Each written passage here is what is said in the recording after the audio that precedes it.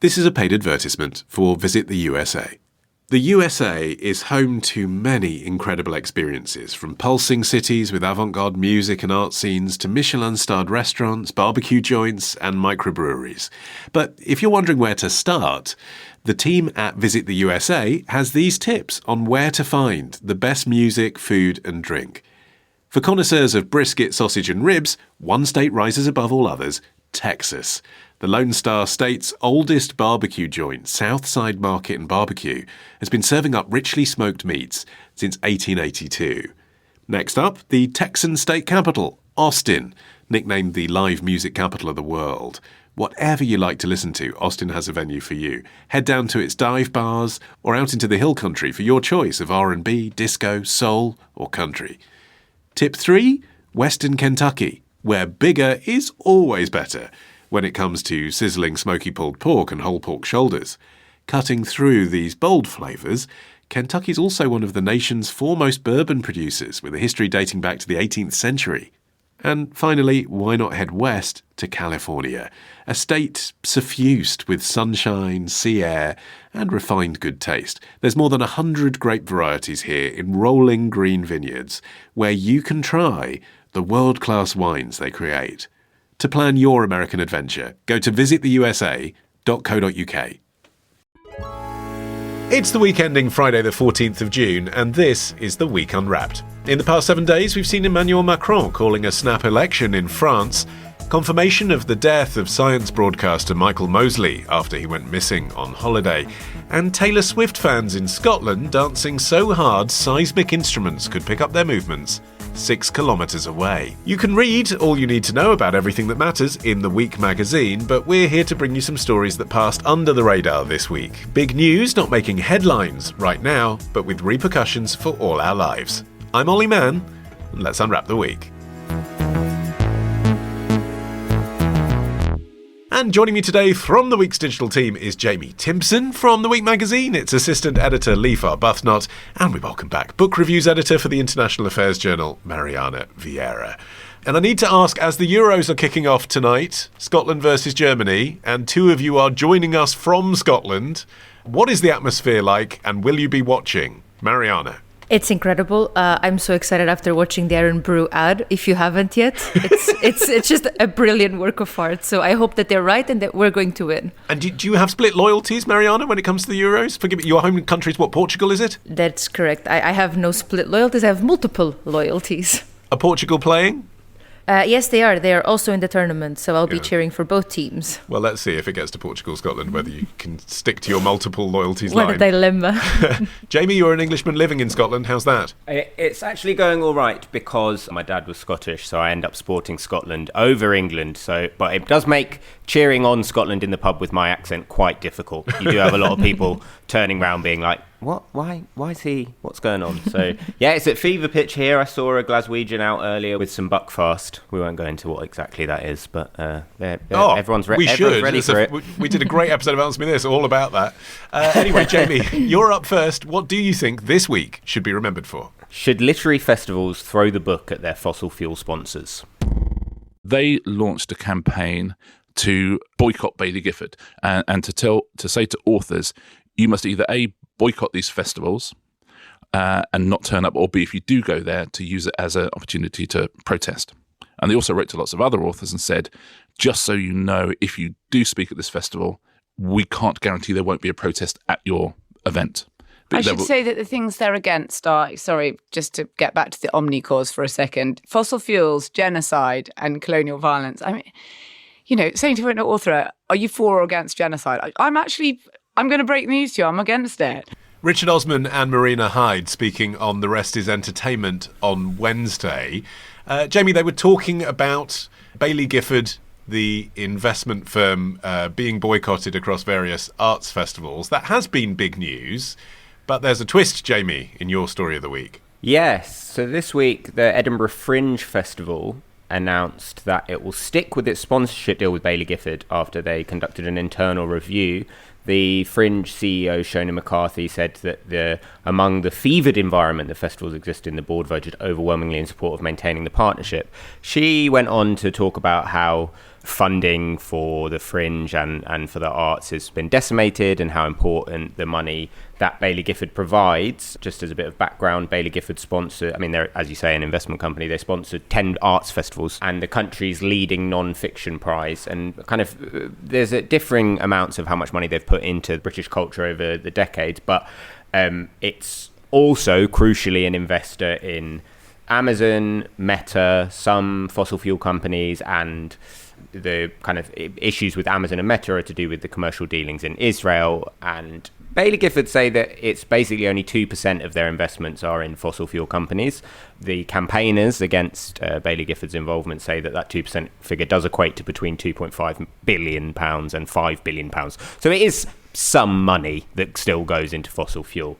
I guess the reason that it's my story for this week is to kind of open up the discussion as to, is this an issue? You know, these literary festivals are primarily for the chattering classes, as it were, but also, are we making a kind of perfect the enemy of the good when it comes to it? And are we kind of focusing too much on, necessary? You would say that these literary arts festivals are potentially full of people that are pro the campaign against fossil fuels. So it seems to be potentially a wrong target. Leif, were you surprised to see the Edinburgh Fringe make this decision when other literary festivals have abandoned their sponsorship from Baillie Gifford? Yeah, I was surprised because, with these things, it's often a case of kind of crowd logic where if one person or festival decides to make a decision, all of the other ones suddenly freak out and do exactly the same thing. So I think the decision is a pretty brave one. Last month, a lot of the leading book festivals, such as Hay and Edinburgh, said that they were going to cut ties with Baillie Gifford.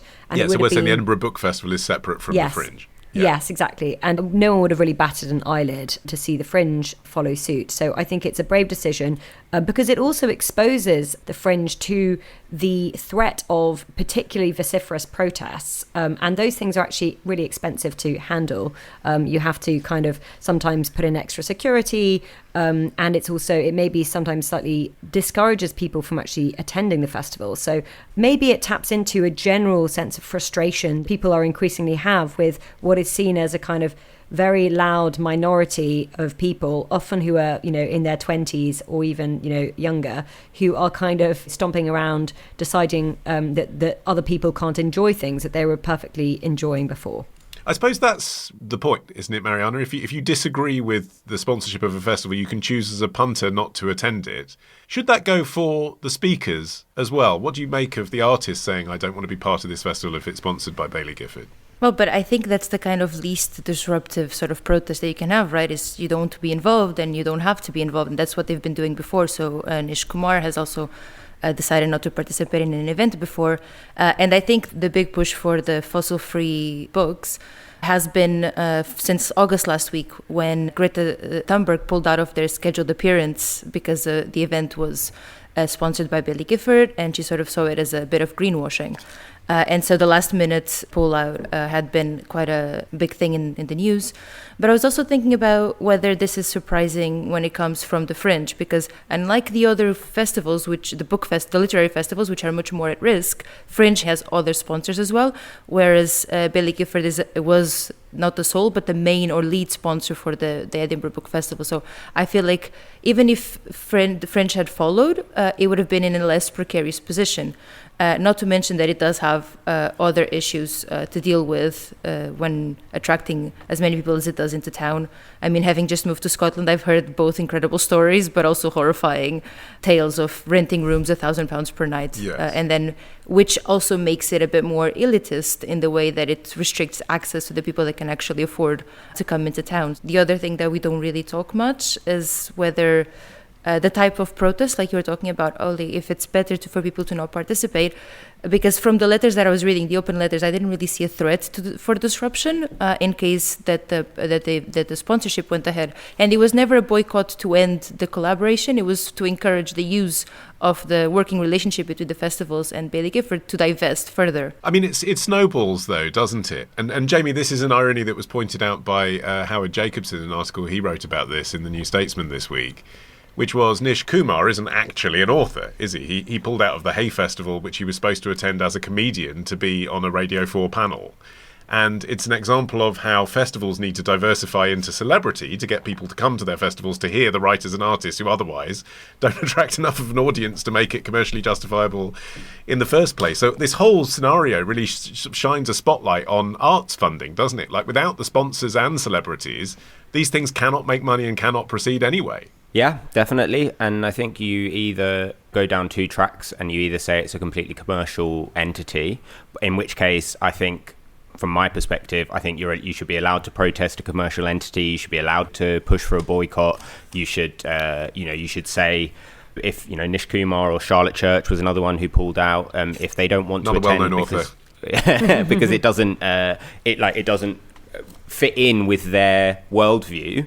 That's completely fine. And also, we live in hopefully a free-ish society. Who are we to say what commercial practices of businesses, etc., do? Or you say it's funded by the government and it's funded by public money, and then we all as taxpayers can have a say in who is attending or where that money goes or how we feel about it. So I kind of think you pick a lane. A lot of the people that are talking and the debate about it has focused on the fact that post-COVID there has been a massive decimation in arts funding. A lot of festivals can't afford to keep going in the same way that there were before, and there does have to be a kind of realignment or a look in terms of, as a society, as to what we want to fund and whether we believe that funding these literary festivals should be a priority of the government or these arts festivals. I certainly think that the Fringe brings a hell of a lot of cultural cachet to Scotland, and is often used by the Scottish government to try and appeal to the rest of the world. So that does, to me, seem to be something that potentially government funding should go towards. Leaf, do you think that that's what should happen in the wake of these sponsors dropping out? I think the idea that we should nationalise book festivals is totally ridiculous, because book festivals are attended by upper middle class people, and I would just rather see that money be used to support children in deprived areas with learning difficulties, for instance. There is a lot of stuff that money could be spent on, and I think the idea that once Baillie Gifford have been chased away, that it's up to the government to step in is completely ridiculous. One of the things I found really frustrating about this has been, for instance, people who are on the side of fossil free books saying, oh, but look at Ireland, all these things are sponsored there. And they're kind of getting it the wrong way round. You can't kind of see possibly the collapse of these festivals and then argue for them to be, supported with public money. You should try and get that sort of support in place before you decide to target these festivals. And I think it's just really, really selfish of people to kind of just demand that taxpayers, many of whom will not attend these festivals, should prop them up. I went to Wigtown, which is one of these kind of book festival towns, and it's basically really, really quiet for most of the year, but then it becomes insanely popular for, a month or so. And it's really important for the economy. And my heart kind of breaks to think of all those cafes, those pubs that potentially will be getting much less business. I don't think that the people protesting tend to think of, local business people when they're making these decisions. I suppose the broader point of fossil-free books, though, is to encourage some of these investment companies not to invest in fossil fuels, and in this particular instance, not to invest in companies that are investing in Israel, or as they put it, profiting from Israeli apartheid, occupation and genocide. I mean, Mariana, would that work? Even if you agreed with that statement, do divestment movements ever work? I think it's a really interesting question because it's really hard to quantify the impact of divestment and boycotts. But we've seen some numbers, especially with the wider boycott, divestment and sanctions movement when it comes to Israel. Specifically in the cases of McDonald's and Starbucks, they both reported slower sales in the first month of 2024. And in the case of Starbucks, they actually talked about how these were specifically related to Middle Eastern countries, so largely Muslim populations.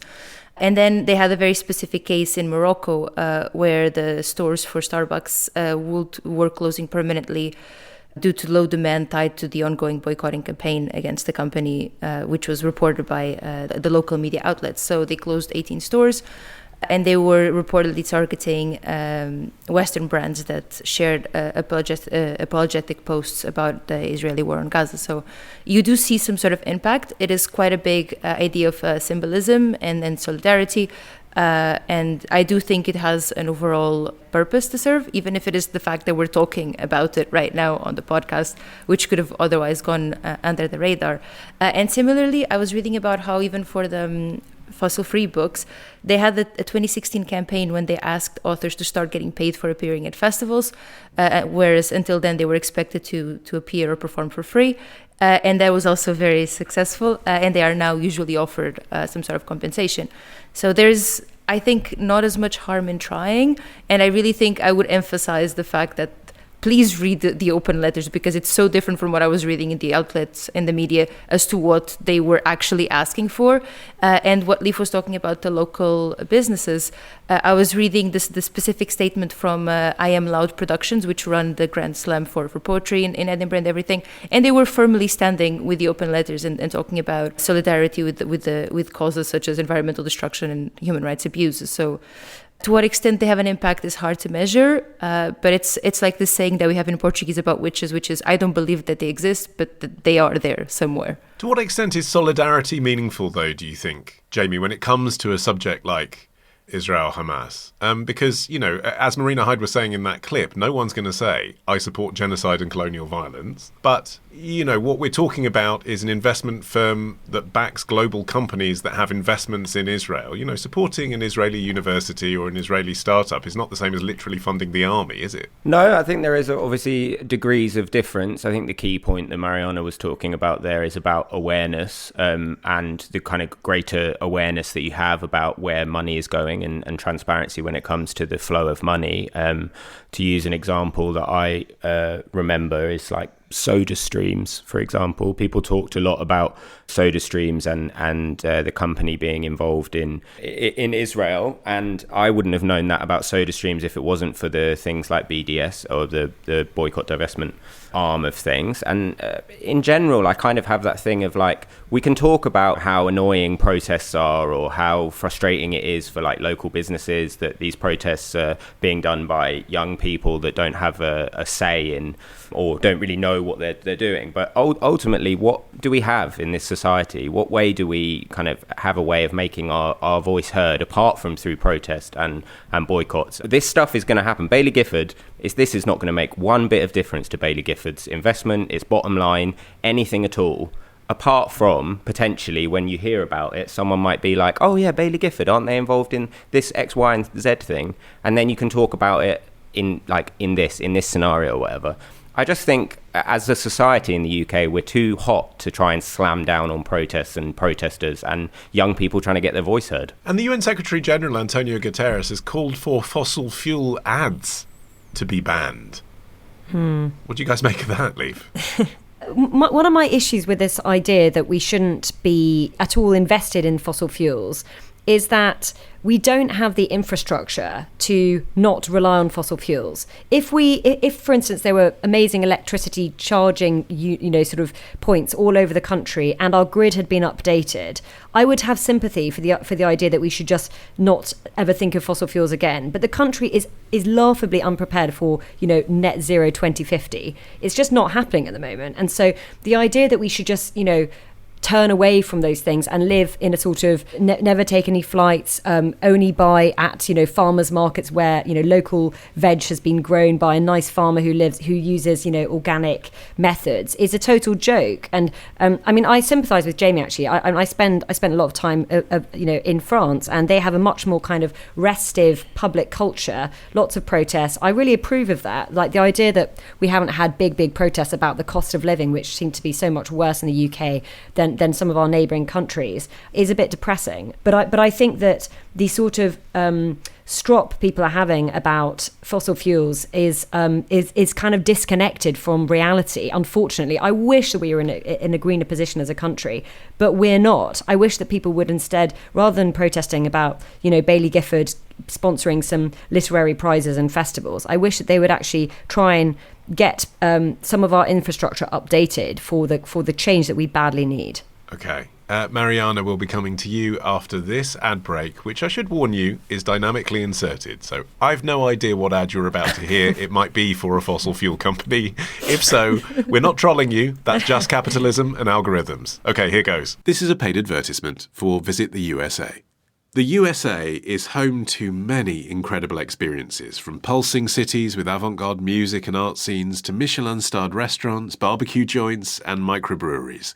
But if you're wondering where to start, the team at Visit the USA has these tips on where to find the best music, food and drink. For connoisseurs of brisket, sausage and ribs, one state rises above all others: Texas. The Lone Star State's oldest barbecue joint, Southside Market and Barbecue, has been serving up richly smoked meats since 1882.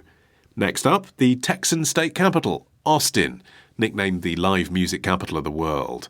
Whatever you like to listen to, Austin has a venue for you. Head down to its dive bars or out into the hill country for your choice of R&B, disco, soul or country. Tip 3, Western Kentucky, where bigger is always better when it comes to sizzling smoky pulled pork and whole pork shoulders. Cutting through these bold flavours, Kentucky's also one of the nation's foremost bourbon producers, with a history dating back to the 18th century. And finally, why not head west to California, a state suffused with sunshine, sea air, and refined good taste. There's more than 100 grape varieties here in rolling green vineyards, where you can try the world-class wines they create. To plan your American adventure, go to visittheusa.co.uk.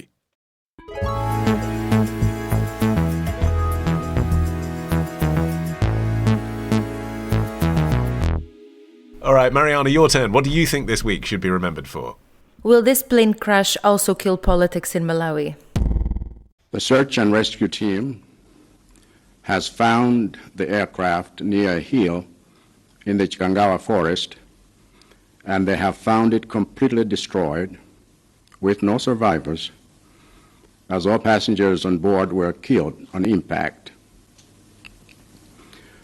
Words cannot describe how heartbreaking this is, and I can only imagine how much pain and anguish you all must be feeling at this time. Lazarus Chakwera, the president of Malawi, making an announcement to the country on Tuesday. Mariana, what's the story? So on Monday, a plane carrying the Malawian vice president, Saulus Chilima, and 9 other people disappeared. The aircraft was unable to land because of poor visibility caused by bad weather.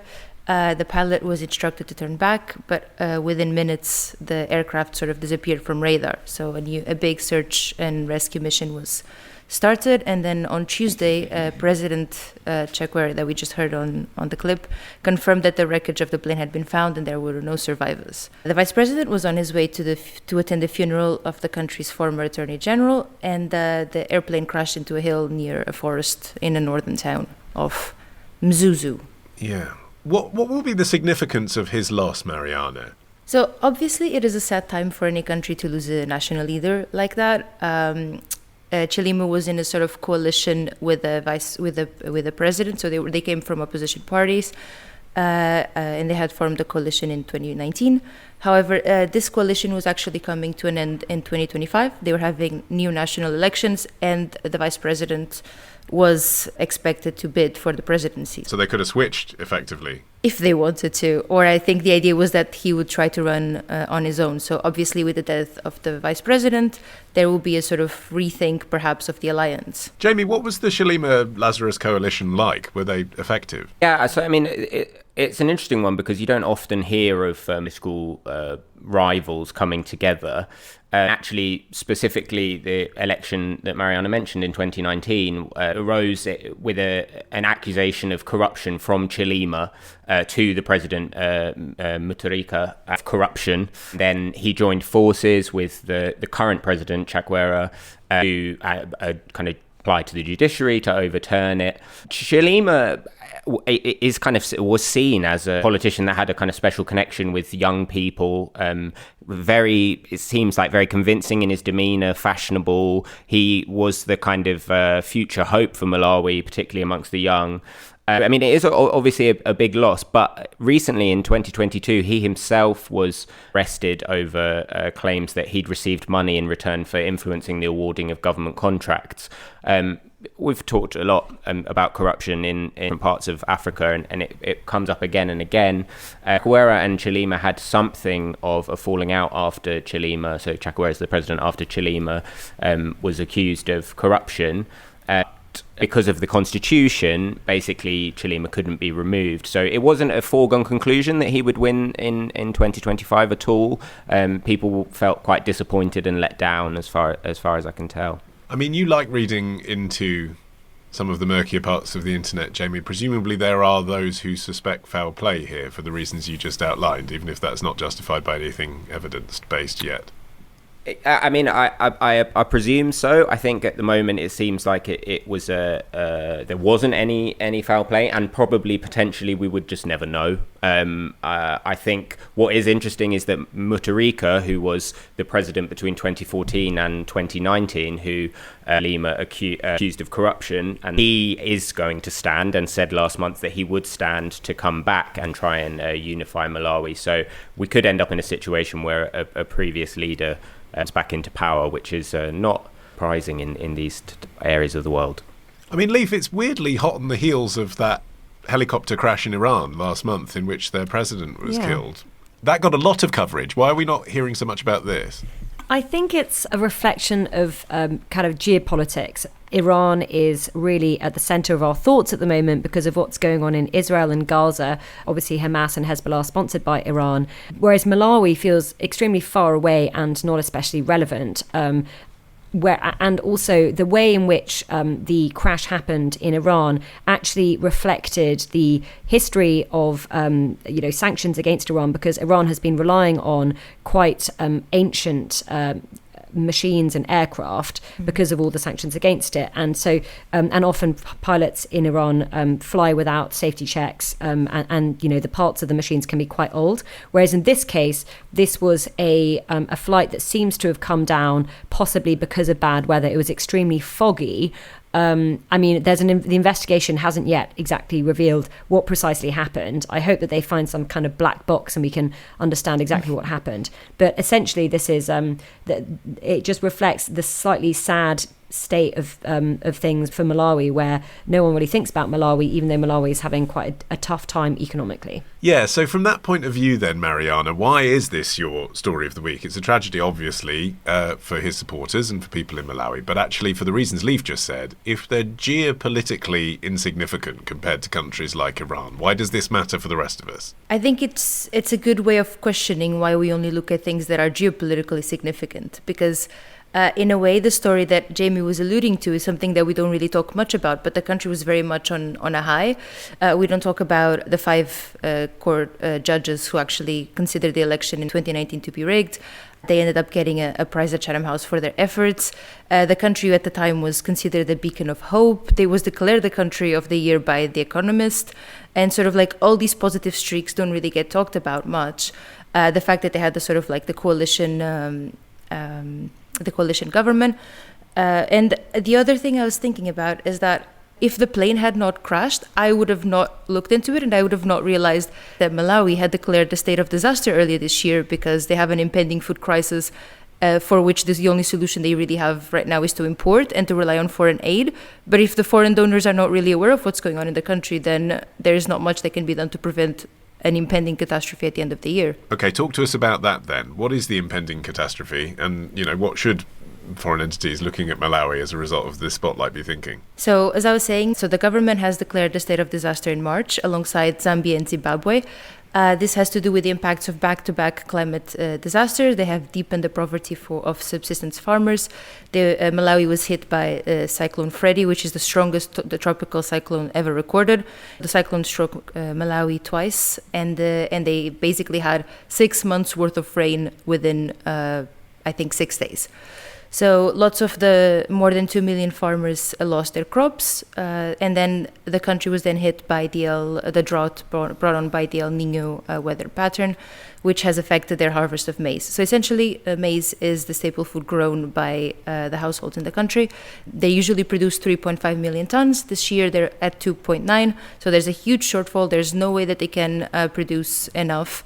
And the numbers are about 40% of the population are likely to need food assistance. So there's not enough time to basically plant all the maize again. And so I was looking at the report from the International Food Policy Research Institute that they will need to import the food. They will be in competition with also Zambia and Zimbabwe. So what tends to happen is when there's a disaster like this and there isn't enough means of subsistence, the criticism tends to be about the full long-term measures that should have been implemented already. However, this is very much like a crisis scenario, and I think that the call is to sort of shift the conversation into what practical help they will need this year to tackle the impacts of the crisis, and this very much is importing food for the countries in the region. Yeah, it's a classic case, Leaf, isn't it, of a country that's on the receiving end of climate change without really being to blame for any of it. Yeah, it's really, really tragic. 80% of people in Malawi are working in the agricultural sector. So when that sector is impacted by stuff like Freddie and other, weather events, it can just be really devastating. A lot of people's lives can be changed, and there isn't very much support for them because a lot of the eyes of the world are elsewhere at the moment. And what does it mean for us, Jamie? I think it's very tempting sometimes to look at these places, and we've talked about it before on the podcast quite a lot, and think that, it's a completely different climate from us. It haven't got the infrastructure to be able to support the people there in the same way that we do. But I think the more that you read, and the more certainly working in journalism that you realise that obviously the movement of people is one of the big issues. We've talked about before about the movement up through Africa that could potentially come into Europe, and then people wanting to move. And we all know that climate change will be a big displacement of people. So that's one of those things. And we've got currently two parties that are talking about cutting down migration numbers to under 100,000, which is a ludicrous idea, full stop. Malawi had one of the worst outbreaks of cholera around, and that might sound like something that doesn't exist, but as we know from our sewage-filled waters, we actually could be suffering from diseases more associated with climate change before you know it. There's actually a great article on theweek.com about the potential new diseases that could be affecting the UK due to climate change. And I would urge each and every one of you, after you finish listening to this podcast, to go online and check it out. There we are. And we'll leave your views on immigration for a debate another day, I think. But no, suffice to say, not everyone would agree. Leif, you're up next after this.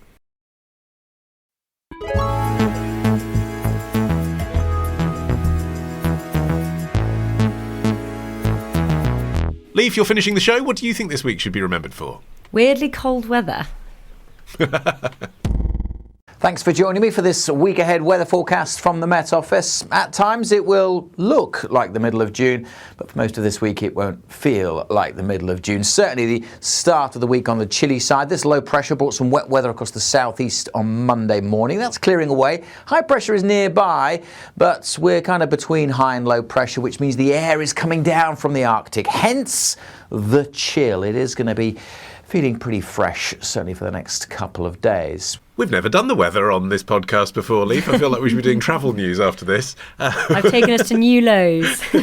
That was the meteorologist Alex Deakin with a weather forecast from earlier this week. Why is it your story of the week? I think everyone is obsessed with this story, so I want to talk about what people are interested in, which is to say how cold it is. Temperatures across the UK are between 1 and 3 degrees colder than is average for this time of year.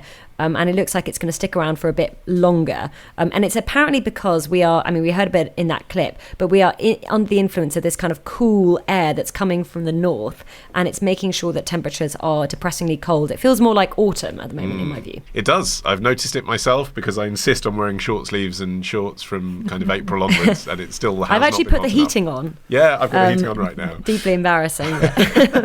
Okay, so it's because of that, but so what? What does it mean for, our lives moving forwards? Is this going to be summer now? Well, in a way, it sort of reflects debates we're having about climate change. I was on the Telegraph and there was a piece about the cold weather, and a lot of people saying, "Oh, climate change, saying schmange." Yeah, exactly. But actually, someone was saying that, in fact, because we become slightly used to slightly higher temperatures than average, when we have a dip in what is the average temperature, it feels outrageous and weird and terrible, and everyone starts denying that climate change is a thing. But in fact, this time last year, London was apparently 32 degrees, and now it's 16 degrees. So the reason that we think it's so cold is partly because we're remembering when it was absolutely obscenely hot and weirdly hot last year. But it's also just the disruption to any kind of pattern, isn't it, Mariana? Like, there's all these record-breaking things, the hottest this, the coldest that, the wettest whatever, but it never feels like you know what's going to happen. I mean, that's the one constant. Yeah, I think also to Leif's point, the temperature right now comes after we had the warmest May and spring on record for the UK. Right, it didn't feel like that either. So I think we're sort of like, we're sort of like a bit, not just confused, but like very short-term memory. I remember when I moved to the UK almost 10 years ago, I simply refused to pack my sandals from Portugal and bring them here because it was too cold to wear sandals all summer. And now I'm on the other end where I'm not putting away my winter coats because it's too cold to put them away. So in a way, I feel like it's weirdly similar. We've just come around this 10-year cycle, perhaps. But it's true that the sort of like the feeling or the idea of extreme weather events are not just impacting the UK. You can also see this, but the other end of the spectrum in the Mediterranean. So Europe is experiencing extreme weather at different ends of the spectrum. They have a heat wave in Turkey, Greece, and Cyprus. Then Spain is being hit by floods. Mallorca has even more rain coming on. Palma has closed its airport because it's flooded. Athens had to close the Acropolis because the heat wave hit 43 degrees. And then there's wildfires in Saint-Tropez. So I picked up the phone, I called my mom in Portugal, I sort of asked what's going on. I also looked at the news. I was also looking at more weather forecasts than I have in the last 2 months. And Portugal is also having very unpredictable weather. So they had a lot of dust coming from North Africa last week, followed by rainfall on Friday, which was accompanied by hail and thunderstorms. And then the temperatures were between 30 and 35 degrees. So as much as the UK thinks that Portugal is a summer destination, it's not necessarily this tropical of a destination. Jamie, what do you make of the new normal? Well, the weather. I was in Denmark last week. This is going to be relevant, I promise. It was 26 degrees in Copenhagen, and their infrastructure was set up. This is the thing that everyone says about the UK, is that we don't have the infrastructure to deal with the extreme temperatures and warm weather. Anything other than drizzle and slightly cloudy conditions. Yeah, but Denmark, kind of latitude-wise, is on the same sort of level as us. Seems like a controversial statement so far. Thank you. They had, they've got a lot of water nearby. They've got outdoor swimming areas that people can, lots and lots of public spaces for people to lounge around and enjoy the weather in. And it did just make me think, beyond God, isn't the UK going down the pan? It did make me also think, there is something about the way that we've shifted our minds. And I remember, in the kind of mid-90s or when I was growing up, weather forecasts, if it was going to be warm on the weekend, the weather presenter would say something like, get the barbecues ready, or, we're going to have a great time. Now, we've just, and probably quite rightly, now there's no fun in the weather anymore. The weather presenter is not saying get the barbecues ready. They're saying keep inside, stay inside, keep old people safe. It's all of that stuff. We have, as a country, moved from discussing the weather in quite a kind of like jovial, oh, that's interesting, to actually this is going to, cause a massive problem for us in the future. I think it's probably for the best, but it is noticeable to me how the discussion about the weather in this country has now changed. And protect your skin with UV filters, Leif. That's the other thing that comes up, isn't it? And I find that particularly depressing advice when it's weather like this. Because it's freezing cold if you're in shorts, and yet they're telling you that you can still nonetheless burn. I know, but I'm one of these sad people who's read enough, weekend supplements to decide that I have to have Factor 50 on throughout the year. You are even very if it's fair, going though. to give me I think vitamin I'd D. agree Yeah, with I am you. quite fair, but vitamin D deficiency is surely coming my way. But I'm also taking vitamin D supplements, so they've got me at both ends. These people. I sort of agree that our conversation about weather has become a bit joyless. But at the same time, it seems that it's a bit of a bonding point. When we were in the office this week, at the week, it was the sort of topic of conversation. Everyone's angry about it. Everyone's bringing in their big coats.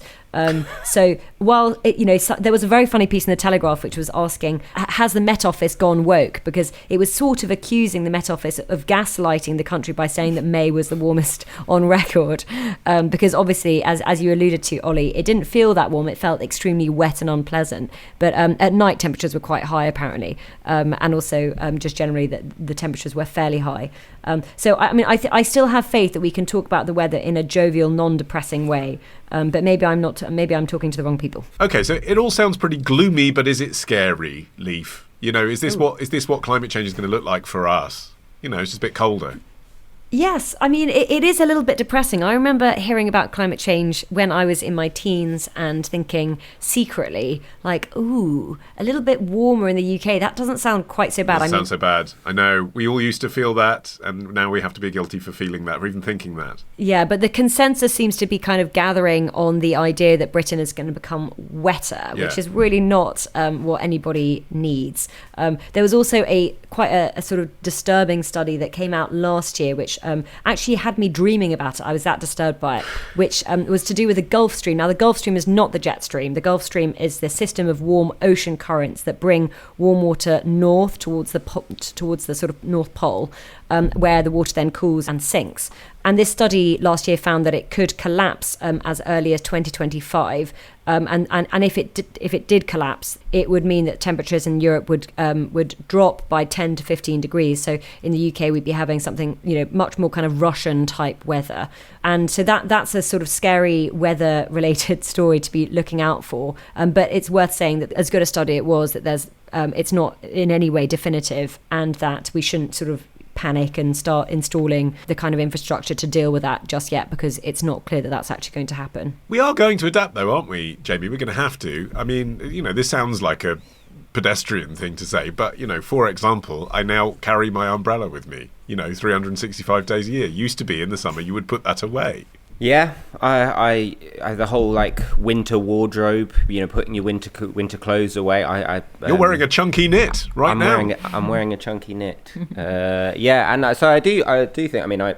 As I have said multiple times, I didn't move to Scotland for the weather, but I do think there is a kind of when we are all going to have to make adaptations to our lives. I think the kind of more scary aspect of it is the water. As Leif was saying, it was the 6th wettest April of the last 189 years.